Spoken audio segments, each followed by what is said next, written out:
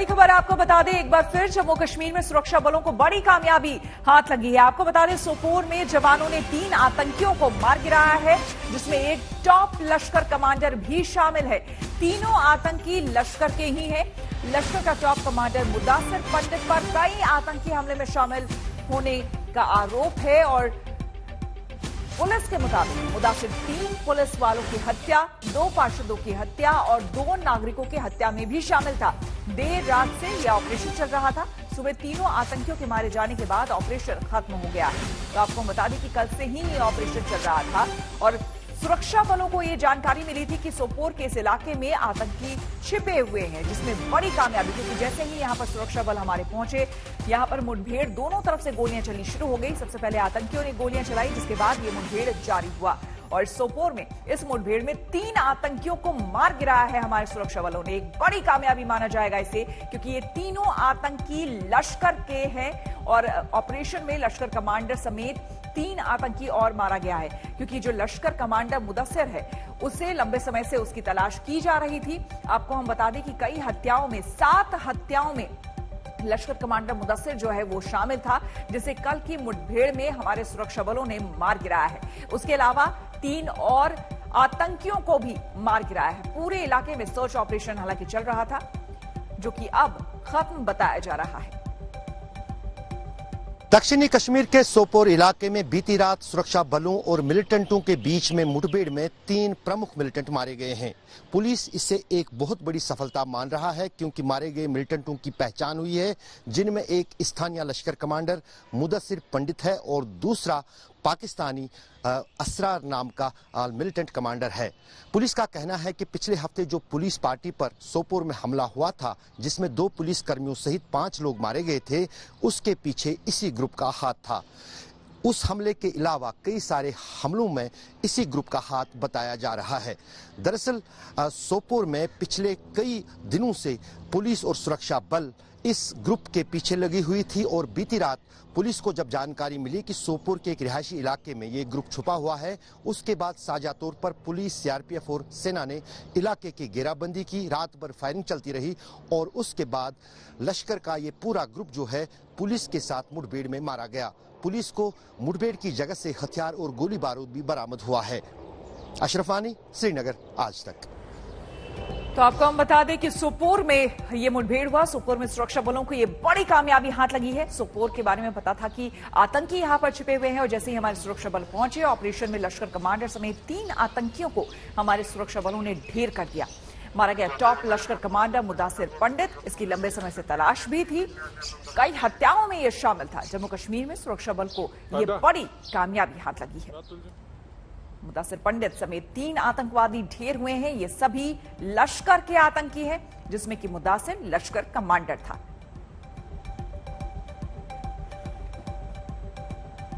और अब देखिए योग दिवस से जुड़ी खबरें। सूर्य तुझे नमस्ते, धरती तुझे नमन, शुक्रिया वायु तेरा, धन्यवाद गगन, विश्व एक परिवार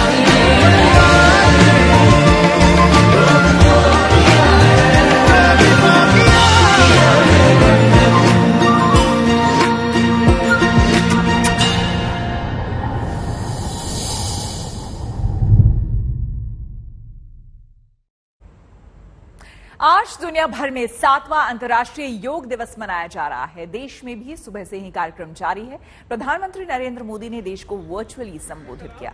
अपने संबोधन में उन्होंने योग के कई फायदे बताए। उन्होंने कहा कि कोरोना काल में योग उम्मीद की किरण बनकर सामने आया और उतने ही उत्साह से लोगों ने योग भी किया।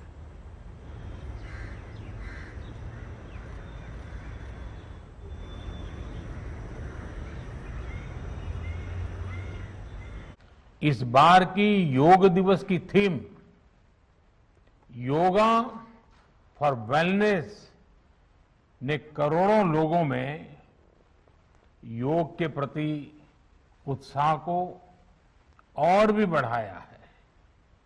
मैं आज योग दिवस पर ये कामना करता हूं कि हर देश, हर समाज और हर व्यक्ति स्वस्थ हो, सब एक साथ मिलकर एक दूसरे की ताकत बने।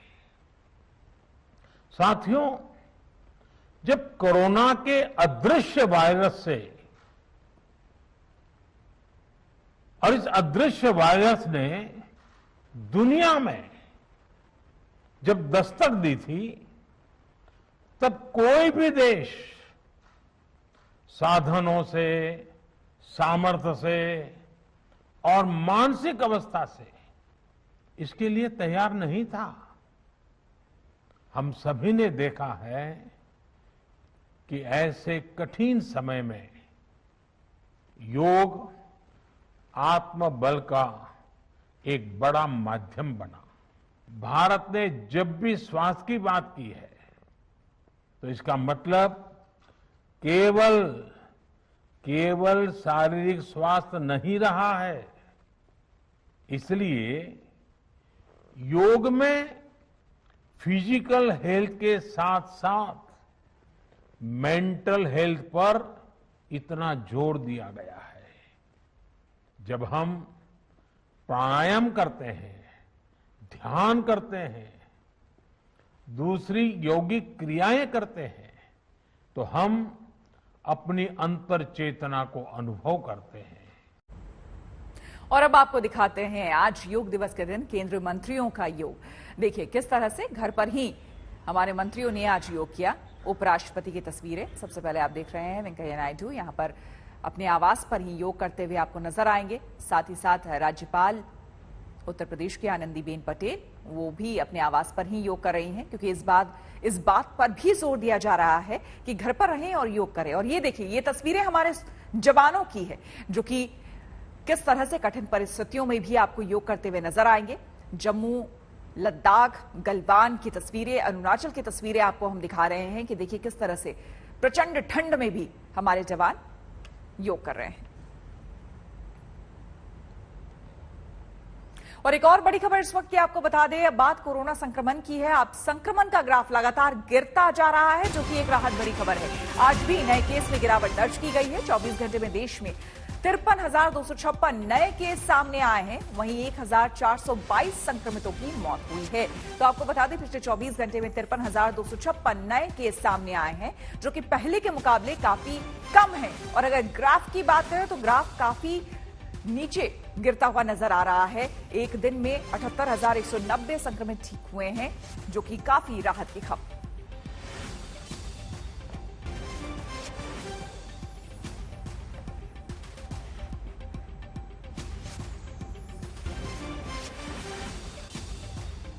तो कोरोना के आंकड़े लगातार कम हो रहे हैं। आपको हम पूरा देश का हाल बताते हैं। देखिए, पिछले 24 घंटे में देश में कोरोना के संकट केस 53,256 केस सामने आए हैं। मौत का आंकड़ा 1,422 हो गया है।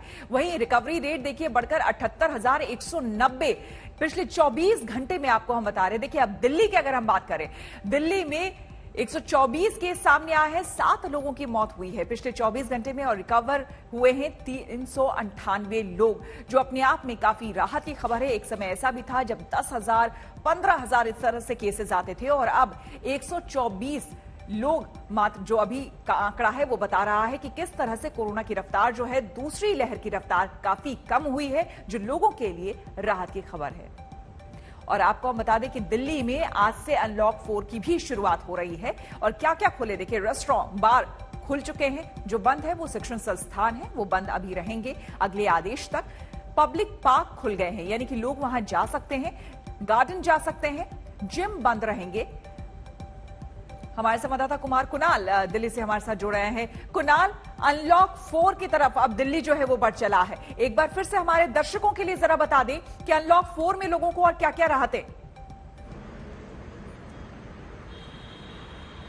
देखिए, पहले से ही बड़ी राहत मिली थी दिल्ली में, लेकिन अब जो है दिल्ली एनसीआर दोनों जगहों पर बड़ी जो बड़े बड़े मॉल्स हैं और तमाम चीजें हैं वो अब खुल गई हैं, जहां जा सकते हैं। दिल्ली में जो 2 बड़ी राहत है, वो एक है पार्क और गार्डन खुल गया है आज से।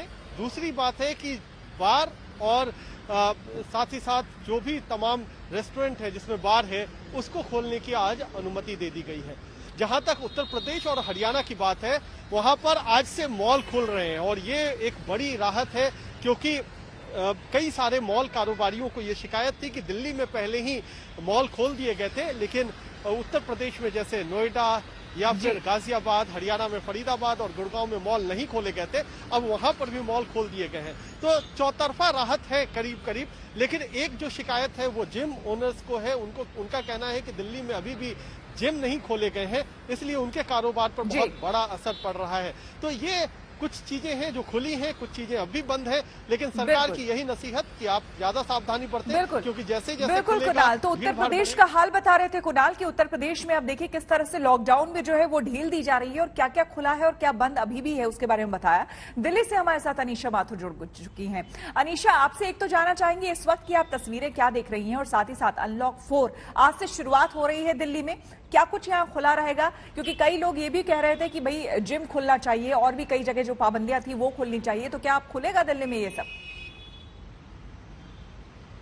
देखिए श्वेता, इस वक्त दिल्ली में जो है खुली जगह पर बहुत कुछ खुल गया है। बंद कमरों में जो भी काम होते हैं वो अभी भी बंद है, यानी कि जिम बंद है, सिनेमा हॉल बंद है, बैंक्वेट हॉल में शादी नहीं हो सकती, घरों में या कोर्ट में ही शादी हो सकती है।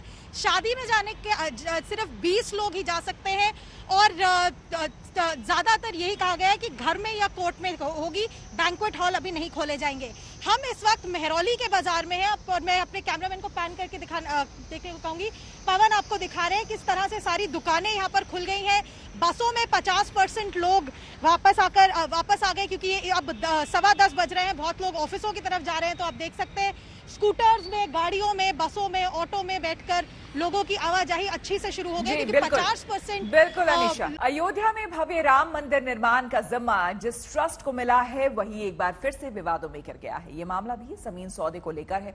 आरोप यह है कि ट्रस्ट ने 20 लाख की जमीन को बीजेपी के नेता से 2.5 करोड़ में खरीदी। यूपी में बीजेपी के मेयर ऋषिकेश उपाध्याय के भतीजे दीप नारायण ने जिस जमीन को महंत देवेंद्र नाथ से 20 फरवरी 2021 को 20 लाख रुपए में खरीदी थी, उसी जमीन को 11 मई 2021 को राम मंदिर निर्माण ट्रस्ट को 2.5 करोड़ में बेच दी। कांग्रेस का आरोप है कि बीजेपी नेता धर्म, आस्था और विश्वास को बेचकर मुनाफे की लूट कर रहे हैं। रावण के चारणों की, मैं फिर दोहराता हूं, रावण के चारणों की बस इस चंदे की लूट पर ही नजर है। चंदा जीवी, चंदा खोर ये लोग भगवान और भारतीयों की आस्था को धोखा दे उसे लूट रहे हैं। राम नाम की पर एकत्रित हुए हजारों करोड़ के चंदे की इस लूट में अब भाजपाई नेता शामिल हैं। कांग्रेस ने इस जमीन खरीद फरोख्त के लिए पीएम मोदी और यूपी के सीएम योगी आदित्यनाथ से 5 सवाल पूछे। उन्होंने पूछा, चंदे की खुली लूट करने वालों के खिलाफ कार्रवाई पर पीएम और सीएम चुप क्यों? पीएम और सीएम बताएं कि आखिर 79 दिनों में जमीन की कीमत 1250% कैसे बढ़ी? बीजेपी सरकार ने जब जमीन की कीमत 4,000 रुपए प्रति वर्ग मीटर आंकी, तो फिर ट्रस्ट ने 28,090 रुपए प्रति वर्ग मीटर क्यों खरीदा? क्या राम मंदिर निर्माण के लिए जमा किए गए चंदे की लूट में लगे हैं बीजेपी नेता? सुप्रीम कोर्ट की निगरानी में पूरे मामले की क्यों न हो जांच? ऐसे ही सवाल आम आदमी पार्टी के भी हैं। चंद दिनों पहले 2 करोड़ की जमीन का सौदा जब 18 करोड़ में हुआ था, तब भी संजय सिंह ने बीजेपी को जमकर घेरा था। इस बार भी दस्तावेज जुटाकर आरोपों की बौछार कर रहे हैं। तो जब बाकी लोगों को मालियत से कम पे जमीन मिल जा रही है, सर्किल रेट से कम पे जमीन मिल जा रही है, तो ट्रस्ट को हर जगह 3 गुना दाम में क्यों मिल रही है? आरोप संगीन है, लेकिन आरोप लगाने वालों को बीजेपी के मेयर कोर्ट कचहरी की चेतावनी दे रहे हैं। हालांकि वो ये नहीं बता पा रहे हैं कि आखिर जमीन का टुकड़ा रातों रात कैसे 12 गुना महंगा हो गया। अच्छा, जमीन ये जो महंत साहब है, महंत देवेंद्र जी हैं, इनसे जमीन लेने महंत देवेंद्र जी जो है ना, इनसे जमीन लेने आपके भतीजे ही गए थे? आप भी गए थे साथ में? मैंने हम क्यों लेंगे? अच्छा अच्छा अच्छा अच्छा, नहीं बता रहे थे कि आप भी आए थे शायद साथ में। वो बैठे में लिखा पढ़ी में नहीं नहीं, वो लिखा पढ़ी में तो लिया है, हमें पैसा नहीं, लिखा पढ़ी में तो आपका नाम नहीं है। लेकिन दूध पानी पानी जैसे पहले वाला भी जैसा वैसे। अच्छा, हाँ, पूछे नहीं वो। वहीं अयोध्या के मेयर के भतीजे को जमीन बेचने वाले महंत देवेंद्र को भी अंदाजा नहीं था कि जमीन इतनी महंगी बिकेगी। ट्रस्ट की जरूरत जब थी तो दीप नारायण ने कैसे खरीद ली? डायरेक्ट ट्रस्ट ने क्यों नहीं खरीदी आपसे? अब वो कहे होंगे कि भाई इनको दीजिए, अब अपना उनको देंगे, जो भी हो हमसे बताए। ट्रस्ट जैसे आपसे डायरेक्टली भी ले सकता था आपके, तो हाँ, तो ट्रस्ट के लोग हमसे मिले नहीं, हमसे मेयर साहब मिले थे, उन्होंने कहा कि उनको जरूरत है। आपको जानकारी है कि दीप नारायण ने आपसे 30 लाख में लिया जैसा बता रहे हैं, और ट्रस्ट को ये जमीन जो है 2.5 करोड़ में ली? हाँ, ये हम तो नहीं जानकारी, आपसे सुन रहा हूँ, गलत किए। इससे पहले राम मंदिर ट्रस्ट के 18 करोड़ वाले जमीन सौदे में अहम किरदार रहे हरीश पाठक को लेकर भी नए खुलासे हो रहे हैं। बस्ती में ये आलीशान कोठी हरीश पाठक की ही है। आरोप है कि ये जालसाजी की कमाई है और इसकी गवाही वो FIR कर रही है, जो हरीश पाठक के नाम पर कई जिलों में दर्ज है। अयोध्या से समर्थ श्रीवास्तव और बस्ती से संतोष कुमार के साथ हम दो हमारे दो, वरना सरकारी राहतें छोड़ दो, ये ऐलान किया है असम के मुख्यमंत्री हेमंत बिस्वा शर्मा ने। सीएम का पद संभालते ही उन्होंने जनसंख्या नियंत्रण के लिए कड़े कदम उठाने के संकेत दिए थे और अब इसका ऐलान भी कर दिया है।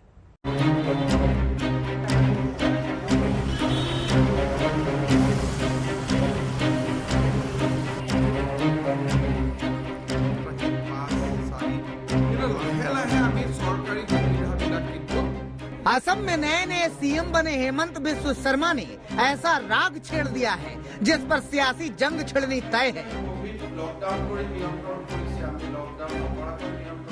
मुद्दा है बढ़ती आबादी का और इस पर मुखर मुख्यमंत्री ने अब साफ शब्दों में कह दिया है कि 2 से ज्यादा बच्चे तो सरकारी योजनाओं का लाभ नहीं। लोन रेहाई কক কিবাই কক আমি কিন্তু বৰ্তমান চৰকাৰৰ আঁচনিবিলাকত এবাৰ পপুলেশ্যন নৰ্মছটো আহি যাব। বাগিচা ST আৰু SC মানুহৰ ক্ষেত্ৰত পপুলেশ্যন নৰ্মছটো নাহে, বাকি চৰকাৰৰ পৰা যিকোনো সুবিধা। हेमंत बिस्वा शर्मा ने इस बड़े ऐलान के साथ कुछ शर्तें भी जोड़ी और बताया कि चाय बागान के मजदूरों और SC ST समुदाय पर यह ऐलान लागू नहीं होगा। ऐसे में जनसंख्या वृद्धि रोकने वाले सीएम के इस प्लान पर भी सवाल उठने लगे हैं। It should not be politically motivated. The government of Assam has to take the people who are working in this ground to control the birth. First of all, they have to find out the places where the birth is growing rate is more higher than the other places, and at the same time they have to create an environment. Awareness is very much necessary. मुख्यमंत्री बनने के बाद ही हेमंत बिस्वा शर्मा असम में बढ़ती आबादी का मुद्दा उठा रहे थे और इसी बहाने मुस्लिमों को नसीहत देने से भी नहीं चूके थे। हेमंत के इस बयान पर विरोधियों ने तीखा हमला बोला था और इसे राजनीति से प्रेरित बताया था। असम में जनसंख्या नियंत्रण को लेकर हेमंत बिस्वा शर्मा सरकार में मंत्री रहते हुए भी कड़े कानूनों की वकालत कर चुके हैं। राज्य की जनसंख्या नीति को लेकर जब बीजेपी ने ऐसे ही कानून का मसौदा तैयार किया था तो हेमंत ने इसे सही बताया था। ऐसा माना जाता है कि जनसंख्या नियंत्रण को लेकर कानून बनाना केंद्र सरकार के भी एजेंडे में है और कई नेता भी पूरे देश में कड़े कानून की मांग कर चुके हैं। अब असम के सीएम के इस ऐलान के बाद कई राज्यों से इस तरह की मांग उठ सकती है। आज पूरी दुनिया 7वां अंतर्राष्ट्रीय योग दिवस मना रही है। इस बार योग दिवस की थीम है योग फॉर वेलनेस। इस बीच कांग्रेस नेता अभिषेक मनु सिंघवी ने ट्वीट कर योग में मजहब का मुद्दा उठा दिया है। उन्होंने ट्वीट किया कि ओम के उच्चारण से ना तो योग ज्यादा शक्तिशाली हो जाएगा और ना ही अल्लाह कहने से योग की शक्ति कम हो जाएगी। आज तक से खास बातचीत में रामदेव ने इसका जवाब दिया। लेकिन बड़ी दिलचस्प बात है कि हम लोग भी जब भी आपसे इंटरेक्शन करते हैं, आप ये नहीं देखते कि आप स्टेज पर हैं या मैट पर हैं या कहीं जमीन पर खड़े हैं, कहीं कीचड़ वाली स्थिति में हैं। Every time you are all time ready.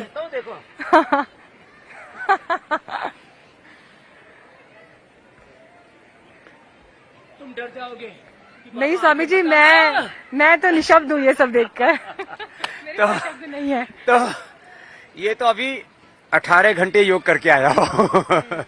तो मैं एक बात कहता हूँ, सब योग करें, और योग से, कर्मयोग से, उद्योग से जीवन में स्वास्थ्य पाएं, समृद्धि पाएं, सफलता, सुख, विजय पाएं। स्वामी जी, आज प्रधानमंत्री जी ने भी ये बोला है कि योग जो है वो उम्मीद की किरण जगाता है। बेशक सामाजिक कार्यक्रम, सार्वजनिक तौर पर जो बड़े कार्यक्रम होते थे वो नहीं हुए, लेकिन उत्साह लोगों का कम नहीं हुआ है। देखो, आज की स्पीच में आप क्या एक बड़ा मैसेज लोगों के लिए देते? मैं, एक तो प्रधानमंत्री जी ने कहा है कि अपनी जड़ों से जुड़ो और जड़ों तक पहुंचो, और जड़मूल से आप बीमारियों को, अपने रोगों को, दुखों को, दर्दों को, अंधेरों को आप उखाड़ फेंक सकते हैं।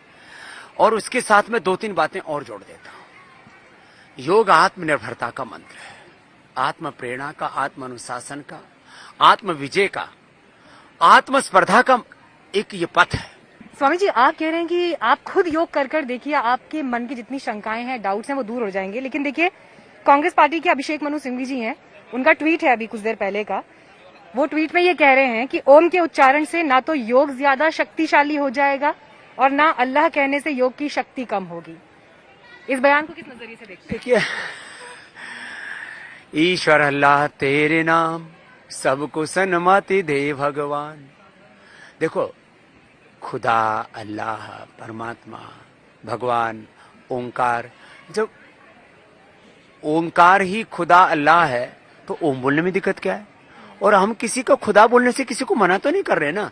लेकिन योग की साधना में ओम कोई व्यक्ति तो नहीं है, कोई प्रतिमा तो नहीं है। कोई कहते मुसलमान पाषाण पूजा नहीं करते, मूर्ति पूजा नहीं करते, तो ओंकार कोई मूर्ति प्रतिमा थोड़ी है।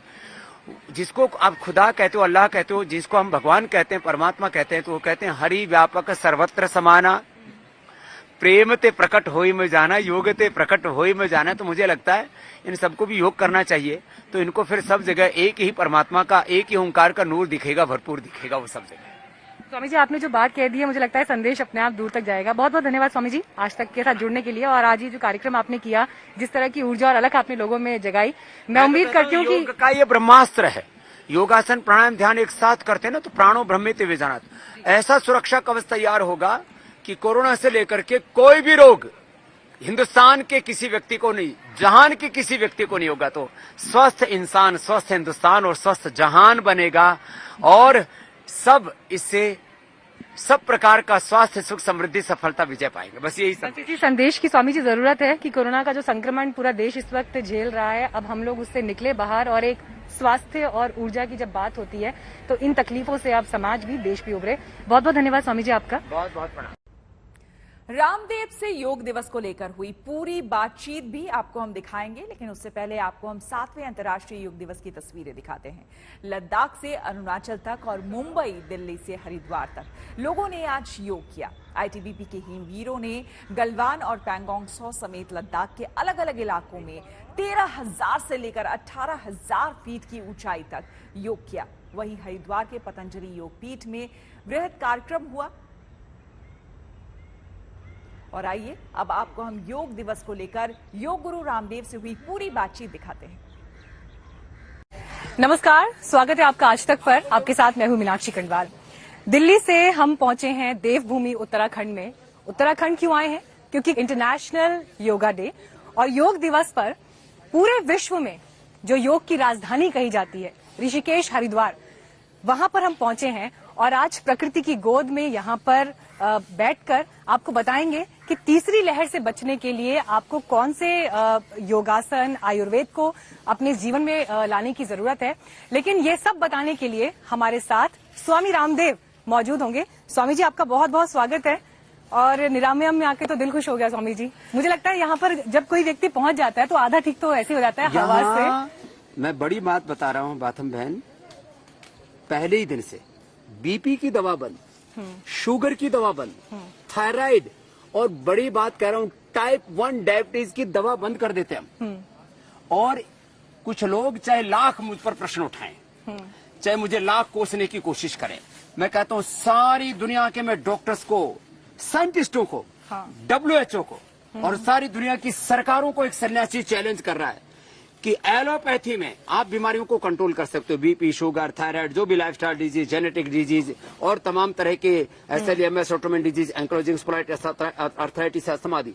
मैं पहले ही दिन से बात फिर कह रहा हूँ, और ये आज तक के माध्यम से देश का सबसे बड़ा चैनल है। ये मेरी ब्रेकिंग न्यूज है पहले ही दिन से मैं बीपी की, शुगर की, थायराइड की, आर्थराइटिस की, अस्थमा की दवाइयां बंद कराता हूँ। पहले दिन इंसुलिन 70 से सीधा 7 पर ले आता हूँ और 7 दिन के अंदर इंसुलिन बंद करा देता हूँ, स्टीरॉयड बंद करा देता हूँ। ये है योग की, आयुर्वेद की, नेचुरोपैथी की महिमा। यह है निरामयम की योगाग्राम की, जो चारों तरफ आप पहाड़, यहाँ वादियां, और यहाँ इधर की तरफ जाएंगे तो फिर देखो जल भरा हुआ है। योग दिवस है और योग ना हो, खाली बात छौंकते रहें तो बात ठीक नहीं है ना।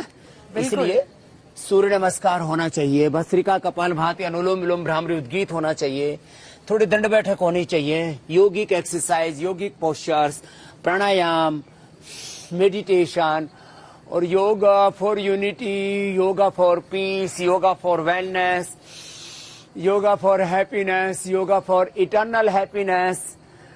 तो ये तो योग की महिमा ये है कि जो योग करेगा, पहली बात तो वो रोगी नहीं होगा, और दूसरी बात यदि किसी कारण से रोगी हो भी गया तो दोबारा से निरोगी बन जाएगा। इसलिए सबको व्रत लेना चाहिए। कुछ लोग खाली इंटरनेशनल योग डे पर जो है ना, योग का शो जैसा कर लेते हैं और फिर योग को छोड़ देते हैं। लेकिन योग सिर्फ तस्वीरों तक या कुछ फोटोज तक, वीडियोस तक, यहीं तक भी लिमिटेड नहीं होना चाहिए। हाँ, छपास और दिखास तक सीमित नहीं रहना चाहिए योग। देखो, योग एक साधना पद्धति भी है, लेकिन ये चिकित्सा पद्धति भी है और ये जीवन पद्धति भी है। योग तो एक ब्रह्मास्त्र है। कोरोना से लेकर के कौन सी बीमारी योग से ठीक नहीं होती है। जो आपसे अभी मैं थोड़ी देर पहले कह रहा था, एलोपैथी में माना कि लाइफ सेविंग ड्रग्स हैं, उससे लोगों को हार्ट अटैक होने पर, ब्रेन हेमरेज होने पर, कोई लिवर किडनी फेल हो रहा है, लिवर किडनी ट्रांसप्लांटेशन में, यह माने कि सर्जरी में और लाइफ सेविंग ड्रग्स में, बाकी कुछ बीमारियों के टेम्परेरी कंट्रोल में 3% उसकी भूमिका है। 97% बीमारियों को हम योग से, आयुर्वेद से, नेचुरोपैथी से, जो होम रेमेडी, जो बहुत साधारण चीजें, उनसे ठीक कर सकते हैं। लेकिन दुर्भाग्य है कि बजट से 97% एलोपैथी को मिल जाता है। इससे बड़ी पीड़ा होती है। तो मैं आज तक के माध्यम से ये सरकार से भी आह्वान करना चाहता हूं कि कम से कम हमको बराबरी का बजट दे दो। भाई, गैर बराबरी का व्यवहार तो ठीक नहीं ना। गैर बराबरी कब है? हम 97% बीमारियां ठीक कर रहे हैं, BP, sugar, thyroid, arthritis, asthma, तमाम lifestyle disease, genetic disease, chronic disease, और हमको बजट मिलता है योग आयुर्वेद के लिए, उसके रिसर्च के लिए मात्र 3%। 3% में तो तनख्वाहें पूरी नहीं होती, रिसर्च कैसे होगा? इसलिए हमको 500 करोड़ पर रिसर्च के पर खर्च करना पड़ा। आगे और करेंगे, 5000 करोड़ का हमारा प्लान तो है। यानी ये अपील आप सीधे सीधे देश की वित्त मंत्री से, देश के वित्त मंत्री जी से, प्रधानमंत्री जी से, सरकार से कर रहे हैं, और स्वास्थ्य मंत्री जी से भी। ओबियसली कोई एलोपैथी मंत्री थोड़ी है वो तो स्वास्थ्य मंत्री है ना। और स्वास्थ्य तो जो है वो इंटीग्रेटेड अप्रोच में हमको मिलेगा। स्वामी जी, लेकिन ये जो टकराव हुआ बीते वक्त में, वो गैर जरूरी था। देखो, जब हिंदुस्तान में तमाम चिकित्सा पद्धतियां एक साथ चलती हैं, बात तो तो ऐसे यही है ना, में जो जिस पर विश्वास कर रहा है, जो जिस ना विश्वास की बात नहीं। देखो, ये विज्ञान की बात करता है। देखो नहीं, लेकिन देखो मीनाक्षी बहन, ये विश्वास की बात नहीं, ये विज्ञान की बात है। और हमारा योग, हमारा आयुर्वेद, हमारी नेचुरोपैथी, हमारी पूरी जो भारतीय जीवन शैली है, वो पूरी विज्ञान पर आधारित है। दरअसल क्या हुआ, एलोपैथी में रिसर्च पहले थोड़ा ज्यादा हो गया और अभी भी पूरी दुनिया की सरकारें उसी को सपोर्ट करती हैं, उसी को बजट देती हैं। ये तो हमने अपने बूते पर, इस देश के लोगों के सहयोग पर ये इतना बड़ा योग का, आयुर्वेद का, नेचुरोपैथी का ये इतना बड़ा संस्थान, संगठन खड़ा कर दिया। नहीं तो जो है इसकी तरफ ध्यान नहीं था लोगों को। दरअसल ये जो drug mafia, pharma mafia, medical mafia ने, इनके पास दौलत बहुत है, लेकिन इनके पास, अभी आपने पिछले दिनों देखा, 3 बड़े देश के संस्थानों के बड़े डॉक्टरों ने कहा कि हमारे पास बीमारियों का कंट्रोल है, क्योर नहीं है। क्योर तो हमारे पास 2-3 बीमारियों का है। और ये बात अब लोगों तक पहुंचनी चाहिए। देखो, मैं डॉक्टरों के प्रति सहानुभूति रखता हूं, और हर पेशे में कुछ गलत लोग होते हैं। जो मैंने कहा था कि भाई कुछ लोग जो है वो दवाइयों में कमीशन खाते हैं, ब्रांडेड दवाइयों के नाम पर, जबकि जेनरिक दवाइयां 2 रुपए की मिल जाती हैं, 2000 रुपए की दवाई लिखते हैं। कुछ लोग गैर जरूरी टेस्टिंग कराते हैं, गैर जरूरी ऑपरेशन कराते हैं। वो तो एक, देखो, वो तो किसी भी प्रोफेशन में गलत प्रैक्टिस तो एक अलग बात होगी। मैं जितनी जरूरी है उतनी एलोपैथी को मानता हूँ, मेरा उसके प्रति कोई दुराग्रह नहीं। लेकिन वो हमको बिल्कुल नहीं मानते। वो हमको सूडो साइंस कहते हैं। वो कहते हैं ये जहां जरूरी है वहां पर भी आयुर्वेद का उपयोग नहीं करेंगे, योग का उपयोग नहीं करेंगे, उसको सूडो साइंस बोलते हैं। लेकिन स्वामी जी, सारे डॉक्टर्स को, अगर पूरे मेडिकल साइंस को अगर एक संकीर्ण चश्मे से देखा जाएगा तो ये संदेश भी सही नहीं जाएगा। मीनाक्षी बहन, मैं शुरुआत यहाँ से करी कि जो अच्छे डॉक्टर है वो इस धरती पर भगवान के वरदान है, एक तरह से भगवान समान ही। लेकिन हमको इतना भी तो संकीर्ण नहीं होना चाहिए कि हम अपना आत्मनिरीक्षण भी ना कर सके। इसलिए बात इतनी सी है कि जब तमाम lifestyle disease, BP, sugar, thyroid, asthma, arthritis, तमाम जेनेटिक बीपी, शुगर मैं ठीक करता हूं लोगों का, asthma, arthritis, SLEMS, autoimmune disease, fatty liver, type 1 diabetes. तो मैं ये कह रहा हूं कि जब इतनी चीजें आयुर्वेद में है तो उसको मानते क्यों, उसको सूडो साइंस क्यों कहते हैं और बोलते हैं इंटीग्रेटेड पैसे नहीं, हम उसको मिक्सोपैथी जो है नहीं चलेगी। स्वामी जी मुझे ये बताइए कि क्या अब ये वक्त आ गया है जहां पर आज आप ये कहते हैं कि योग को जीवन शैली के लिए हिंदुस्तान में अनिवार्य कर देना चाहिए? जीवन शैली के लिए नहीं, मैं तो कहता हूँ शिक्षा में अनिवार्य होना चाहिए, प्राइमरी एजुकेशन से लेकर के और हायर एजुकेशन तक शिक्षा में अनिवार्य होना चाहिए। जैसे सेना, एक दिन योग दिवस मनाने से कुछ नहीं होगा। सेना में, मिलिट्री, पैरा मिलिट्री में, पुलिस में, सब जगह कुछ ने तो अपनी मर्जी से, जैसे बीएसएफ है, सीआरपीएफ है, बहुत जगह जहाँ मैंने खुद लोगों को योग सिखाया वहां पर कुछ ने अपने आप उसको सम्मिलित कर लिया है। जहां जहां नहीं है सरकारी इंस्टीट्यूशंस में, मैं तो कहता हूँ अरे लोग स्वस्थ रहेंगे तो कुछ करेंगे ना, चाहे एग्रीकल्चर है, चाहे इंडस्ट्री है, चाहे रिसर्च है, चाहे प्रोडक्शन है, चाहे विधायिका, कार्यपालिका, न्यायपालिका, मीडिया में, मैं तो कहता हूँ सब जगह योग अनिवार्य होना चाहिए। अब एंकर भी यदि बीमार हो गया तो फिर ब्रेकिंग न्यूज उसी की बनेगी। किसी को बीमार नहीं होना चाहिए स्वामी जी, किसी को बीमार नहीं होना चाहिए। दूसरी लहर और में मैं सरकार से भी आह्वान करूंगा कि एक इंटीग्रेटेड पैथी, क्या बोला, इंटीग्रेटेड पैथी होनी चाहिए देश के अंदर। उसके लिए सरकार को एमबीबीएस के कोर्स में भी योग, आयुर्वेद, नेचुरोपैथी का थोड़ा पार्ट पढ़ाना चाहिए। जैसे हमको बीएमएस का हम कोर्स कराते हैं, बीएनवाइस का कराते हैं, तो एलोपैथी का कुछ पढ़ाते हैं ना पार्ट। स्वामी जी, अगर आप योग दिवस से हटके जरा कुछ और मुद्दों पर जिक्र करें, क्योंकि आप तमाम मुद्दों पर खुलकर अपनी राय रखते हैं, खुलकर बात रखते हैं। कोरोना की दूसरी लहर के बाद अब चुनाव का एक नया मौसम हमारे सामने है। उत्तराखंड में अभी बैठे हैं, यहाँ भी चुनाव होना है, राजनीतिक गतिविधियां भी शुरू हो गई हैं। उत्तर प्रदेश में चुनाव है, बड़ी हलचल उत्तर प्रदेश से लेकर दिल्ली में है। आपको लगता है इस बार हार और जीत, कोरोना के बाद की जो स्थिति रही, दूसरी लहर में जो स्थिति रही, हार और जीत का फर्क वो तय करेगी स्थिति? ये सच है मीनाक्षी जी, जिन्होंने अपनों को खोया है, आदमी बाकी चीजों की शॉर्ट मेमोरी होती है, भूल जाता है, महंगाई भूल जाता है, बाकी भी चीजें, बेरोजगारी थोड़ी देरों के लिए और छोटे छोटे दूसरे सोशल पॉलिटिकल इश्यूज भूल जाता है। लेकिन अपनों की मौत का गम वो उसके अंतिम श्वास तक रहता है, इसलिए इससे असर तो पड़ेगा। लेकिन जिस तरह से अब तैयारी करने में लगे हमारे प्रधानमंत्री मोदी साहब, यदि आप स्पेसिफिकली बात करें उत्तर प्रदेश की और उत्तराखंड की, तो यहाँ पर तीर्थ सिंह रावत जी और उधर हमारे योगी आदित्यनाथ जी, तो मुझे लगता है काफी चीजों को रिकवर कर लेंगे। माने लोगों के जख्मों पर, घावों पर मरहम लगाने से लेकर के, उनकी सहायता करने से लेकर के, उनके लिए जो भी वो बेस्ट प्रोवाइड कर सकते हैं, अपने मेडिकल सर्विसेज से लेकर के हेल्थ, एजुकेशन और दूसरे सोशल ताने को अच्छा करने में लगे हैं स्वामी जी। लेकिन ये बात भी तो गले नहीं उतरती ना, जब हम जमीन पर ये देखते हैं कि इतनी भयंकर स्थिति थी और ऐसे ही वक्त में हम देखते हैं कि उत्तराखंड में ही 1 लाख टेस्ट जो है वो फर्जी हो जाते हैं। ये सरकार को मालूम नहीं चला या सरकार को पता था? ये तो सवाल उठेंगे ना इस तमाम बातों पर। देखिए, जिसने भी गलती की है उसको सजा मिलनी चाहिए और दोबारा से इस तरह की गलती नहीं दोहराई जानी चाहिए। ये किसी भी प्रकार से, ये जो एक पूरा, मैंने कई बार इस शब्द का, तमाम लोग लेकिन जो इसके लिए जिम्मेदार है, मीनाक्षी, मुकदमा क्यों ना हो? आपराधिक मुकदमे ही नहीं होने चाहिए। मैं तो कहता हूँ ये तो पूरे मेडिकल टेररिज्म है तो पूरा। इसलिए आपने देखा होगा जब मैंने पहली बार मेडिकल टेररिज्म शब्द का प्रयोग किया, जब मैंने जो है मेडिकल अनार्की का इस्तेमाल किया, और जब मैंने इस मेडिकल करप्शन का नाम लिया ना, तो लोग कहते हैं ये क्या कर दिया, अरे ये करने वाले कौन है?